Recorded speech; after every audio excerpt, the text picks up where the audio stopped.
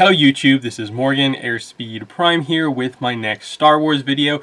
This one's going to be for The Bad Batch Episode 9, which I think was called Bounty Lost, something along those lines.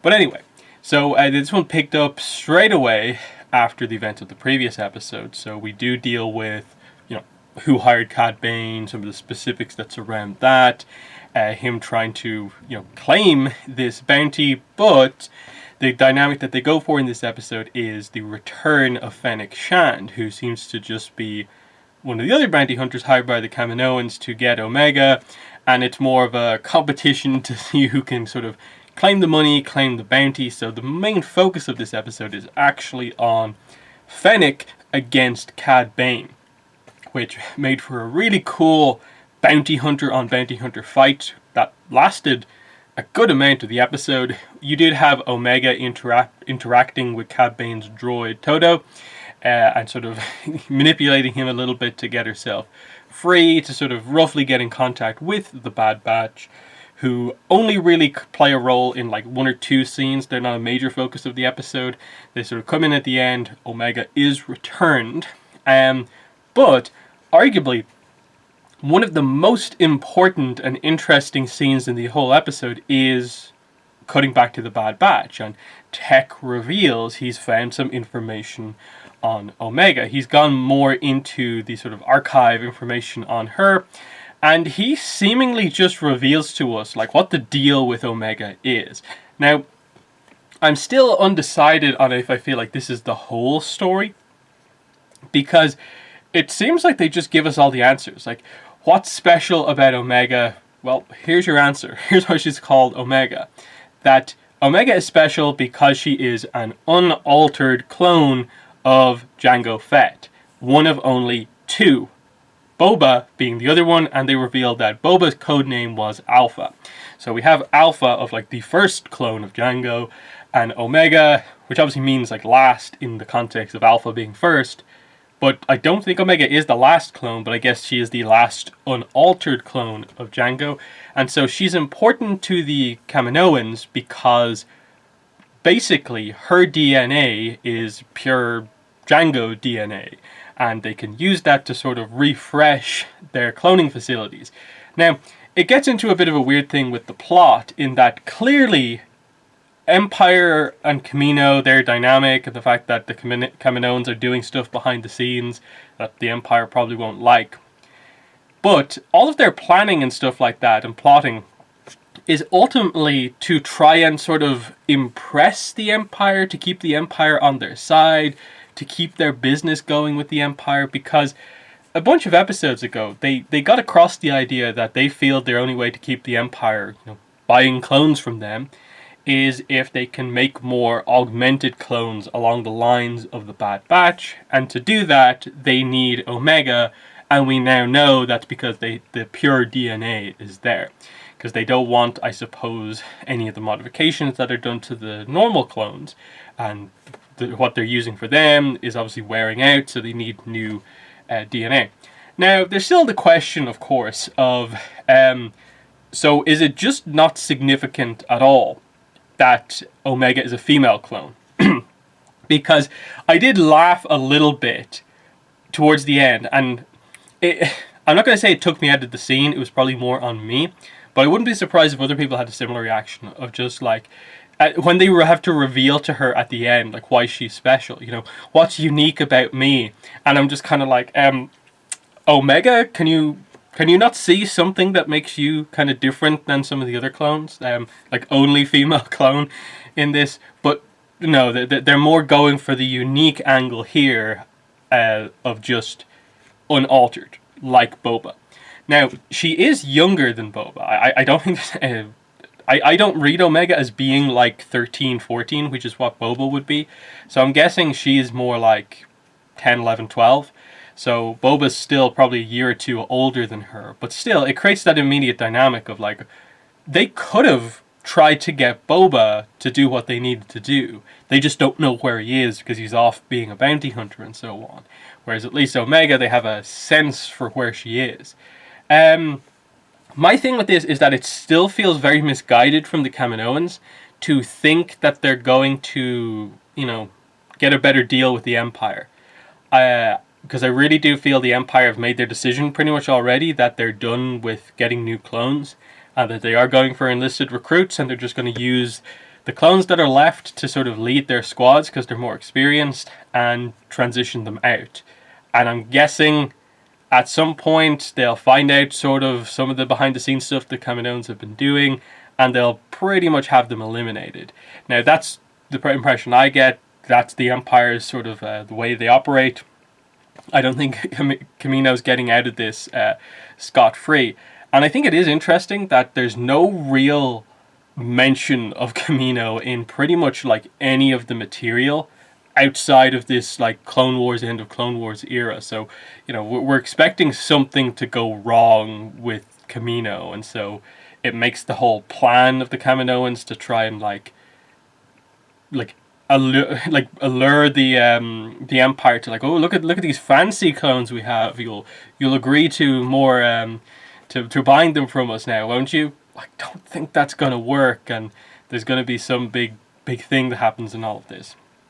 Now, in terms of bounty hunters, we do find out that actually Fennec Shand was hired by the the Kaminoan who cares for Omega. Again, I'm completely forgetting the name of these characters for the most part. So Lama Su is the Prime Minister of Kamino. We have Tan Wei, who is not here anymore. She is dead now, so that was an interesting return for that character, only to be killed off.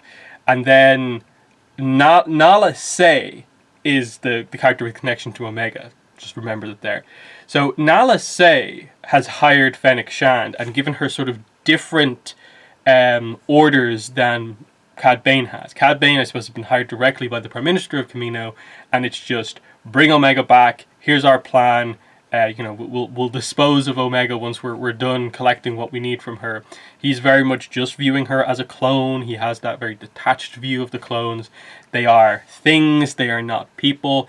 Where she clearly is very connected to Omega, and I guess to a degree feels a little bit of a kind of mother-daughter connection is the impression I get to her.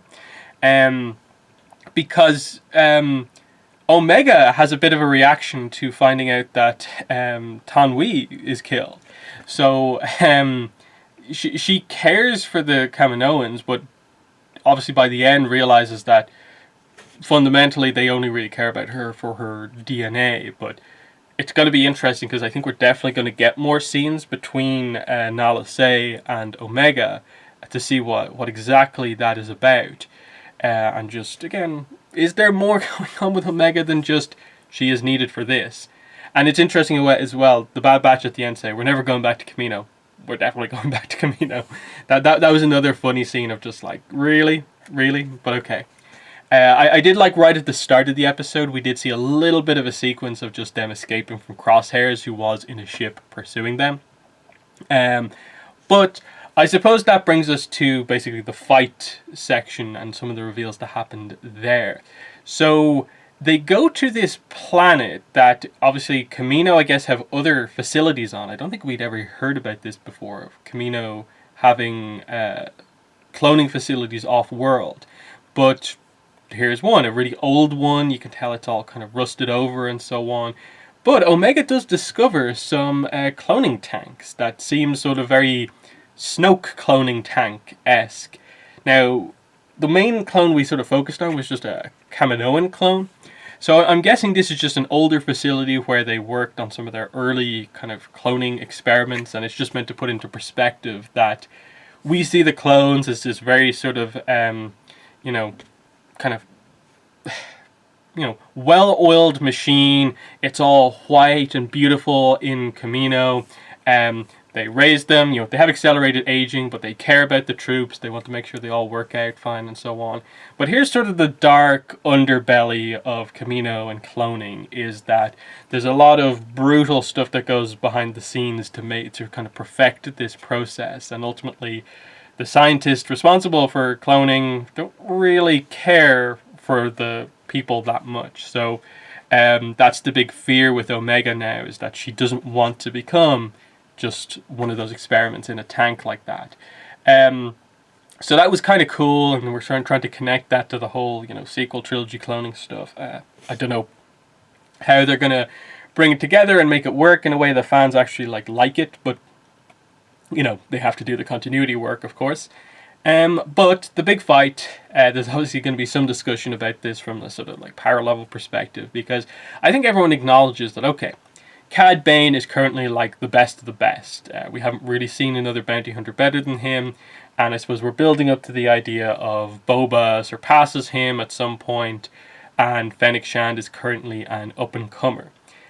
Now, I would have been sort of inclined to agree with people with the idea of, I don't think they maybe wrote the fight to be, I suppose, in the power level way I view the characters, where I think Cad Bane should have the advantage most of the time, and Fennec Shand roughly keeps up.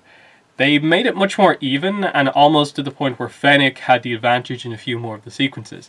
Now, I'm a little bit more forgiving because they did a sort of subtle reveal with Cad Bane that I'm guessing they will play on going forward or in something else. And that is, of course, that sequence where Cad Bane headbutts Fennec Shand, and there's a metallic effect. And when he lifts his hat up, of course, we see that he has sort of like a metal kind of plate. Like the top of his head has seemingly been replaced with something. Because we've seen him before in the Clone Wars. He just had his typical blue head.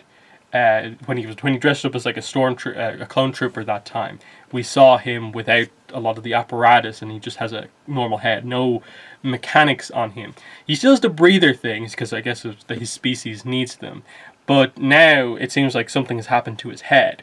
Now, everyone I think is interpreting this as, oh, well, I guess they're basically making it canon that Boba in the confrontation that they had that was meant to be a Clone Wars arc that never happened, that confrontation still happened. And he potentially did get hit in the head, but he survived and now has a metallic sort of like skull augmentation thing going on to keep him alive. And so that immediately is like, okay, he's the best bounty hunter left, but he's beginning to be caught up by some of the younger bounty hunters. So sort of tying a duel with Boba, having a much more even fight than you'd expect with Fennec, because he's beginning to, not be the out and out best. That sort of storytelling of it, I think, is a little bit better done. A lot is going to depend on if they go into detail on that and explain, like, oh, is it actually that he has been injured and now has a kind of augmentations related to his head, or is it just some new thing he's wearing? It to me, it disrupts the general look of the character that he has the weird thing under it when he didn't have it before. So I think it is there for a reason, and that to me is the sort of like out to, I think, them maybe having the fight be a little bit too much in Fennec's favor.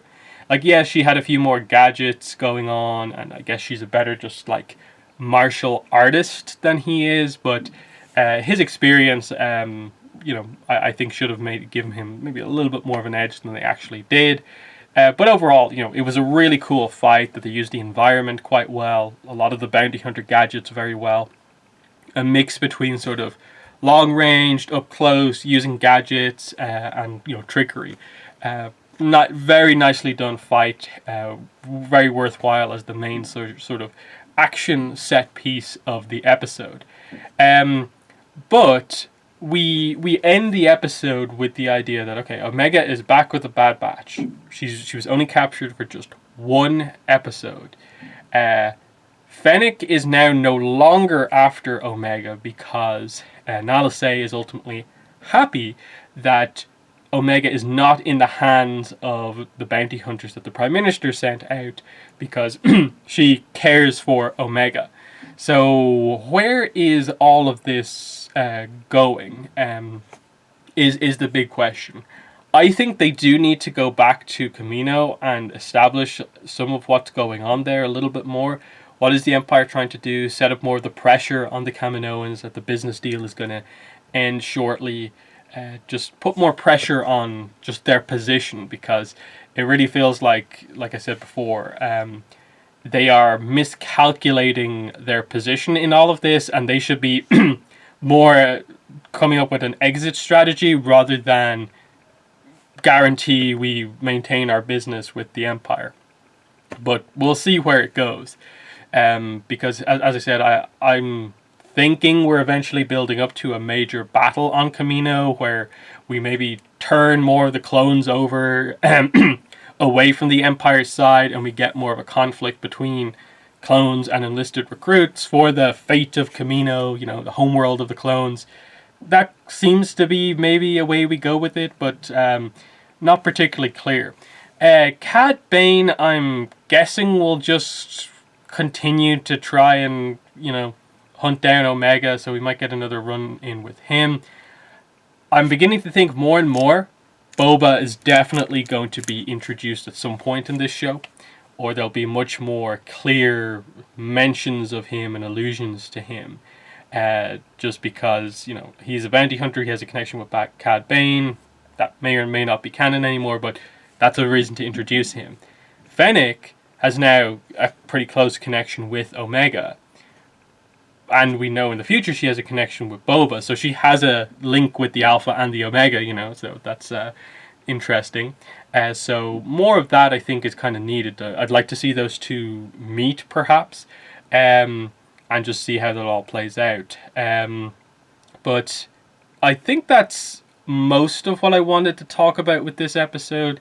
And a few very interesting foreshadowing moments, but I definitely think there's more going on than they just told us here. Like, I don't think it is necessarily just the full story that Omega is just like kind of the same as Boba, just from a different perspective. I think there is a deeper story behind, you know, why did they make her? That's probably the big thing in all of this.